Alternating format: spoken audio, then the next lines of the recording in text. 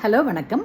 Nowadays நிறைய young girls நான் நிறைய டிப்பு சொல்லியிருக்கேன். பிசிஓடி, சில hormone problems, thyroid deficiency, young ஏஜ்லேயே டயபெட்டிஸு, பிபி இதெல்லாம் வருதுன்னு. அதுக்கு மெயின் காரணம் என்னென்னா ஓவர் ஈட்டிங், ரைட்டா? நிறைய ஜங்க் ஃபுட்டை பசி இல்லாத நேரத்துக்கும் ஏதான டிவி பார்த்துக்கிட்டு, ஒரு ஹோட்டலில் எல்லோரும் சேர்ந்துக்கிட்டு, ஃப்ரெண்ட்ஸ் எல்லாம் அரட்டை அடிக்கிறதுக்கு அந்த டைம்லலாம் உட்காந்துட்டு பசியும் இல்லாமல் ஏதாவது ஒன்று சாப்பிட்டுக்கிட்டே இருக்காங்க.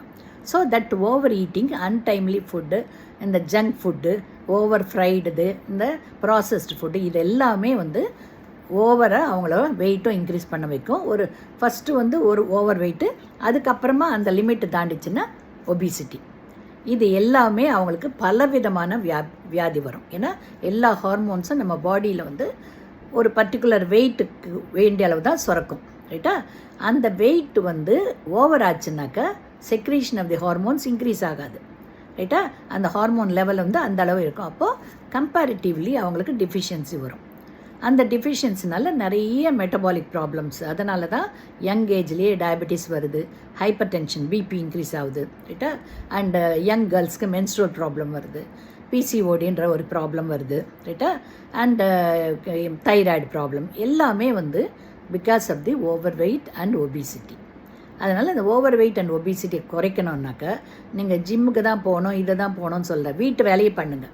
ஐ use to instruct the girls எல்லாருமே, நீங்கள் அம்மாவுக்கு ஹெல்ப் பண்ணுங்கள் போதுன்றது. வீடு பெருக்கிறது, துணி துவைக்கிறது, வாஷிங் மிஷினில் யூஸ் பண்ணாமல் இது பண்ணுங்கள், தோப்பு கண்ணை போடுங்க, இது மாதிரி எல்லாமே அவங்க ஒன்றும் இல்லை, சிம்பிள் மெக்கானிசம் தான். உள்ளுக்கு போகிறது இன்புட், அதை குறைக்கணும்.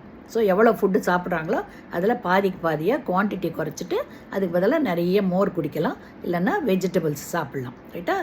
அதே நேரத்தில் எக்ஸ்பெண்டிச்சர் எக்ஸசைஸ். ஸோ நிறைய எக்ஸசைஸ் பண்ணி பாடியில் எனர்ஜியெல்லாம் வேஸ்ட் பண்ணுங்கள். அப்போ ஆட்டோமேட்டிக்காக அது பேலன்ஸ் ஆகி வெயிட் ரிடக்ஷன் ஆகும், ரைட்டா? அதுலேயும் குறையலைன்னா அப்புறம் டாக்டர் அப்ரோச் பண்ணி ப்ராப்பர் மெடிக்கேஷன் எடுங்க. நீங்களாகவே எதுவும் கண்ணாமண்ணான மெடிக்கேஷன் எடுக்காதீங்க, ஓகேங்களா?